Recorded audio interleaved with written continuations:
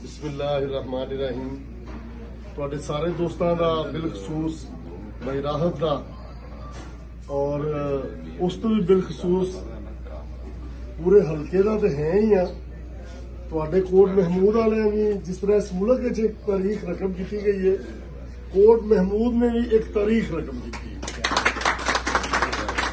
यकीन करो अब किसी जगह पे MA 114 की गल होती है,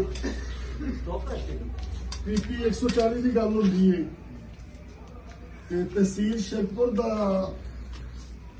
बड़े अच्छे अंदाज जिक्र होता है और उनके बिलखसूस कोट महमूद का जिक्र जो है ना, और जो रिजल्ट दिता है और जिन्ना हालात के विच दिता है।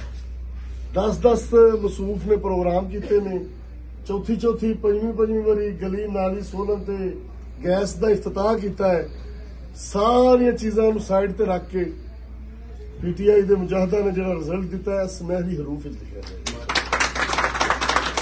कल मेरे कोई दोस्त कह रहा सी कि इतों तक मुबारकबाद ही नहीं उन्होंने देन गया, क्योंकि जेडे 2-4 गए ने ना, ते क्योंकि एक खुली किताब है, उन्हें बाशगाफ लफ्जां च अवामी मैंडेट दे जेड़ा डकैत है उन्हें बाशगाफ लफ्जां च कहा कि मैंने पता है मैं किवें जितया वा। और उन्हें कहते हैं कि जो शेखपुर दे कदी दफा ने मुंह किया तो उनका मुंह लटक जाता है। सोशल मीडिया इस चीज का गवाह है।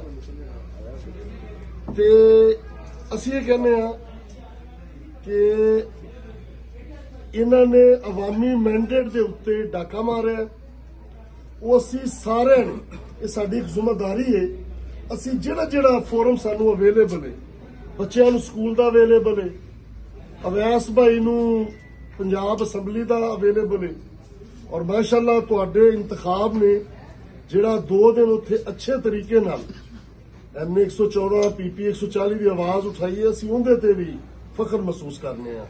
इंशाअल्लाह ताला तुहाडी ये आवाज जिहड़ी है ये सूबाई सतह ते नैशनल सतह ते असीं उठाते रहांगे, और इन्होंने असैम्बली च उठानी है, असीं इत्थे हल्के च उठानी है।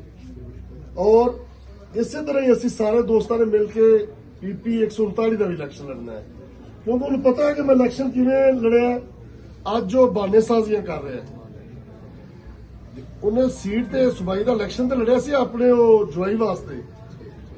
अज हिम्मत करे ना, असीं इस मीडिया के थ्रू ये पैगाम दे रहे हैं, ये चैलेंज कर रहे हैं, अल्लाह की जात ते तवक्कल करके, चैलेंज कर रहे हैं हक ते सच की आवाज के उत्ते तवक्कल करके।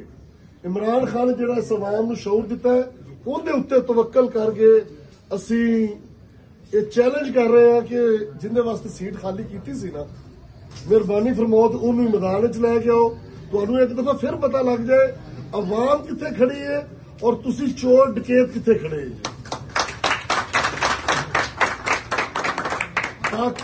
डाकू रानी उत्ते भी अवामी मैंडेट ते डाका मारिया जा रहा है, और जो सूबाई असैम्बली दे विच हो रहा है एक वजीरे आला बनने वास्ते, एक मैं कहना कि सारी सियासी गल्लां तो हट के इस मुल्क दे विच गलत रवायात प्रवान चढ़ाइयां जा रही ने कि एक पार्टी नूं सूबाई खवातीन दियां ते मखसूस सीटां दे दित्तियां ने, दूसरी पार्टी नूं दित्तियां नहीं और इलैक्शन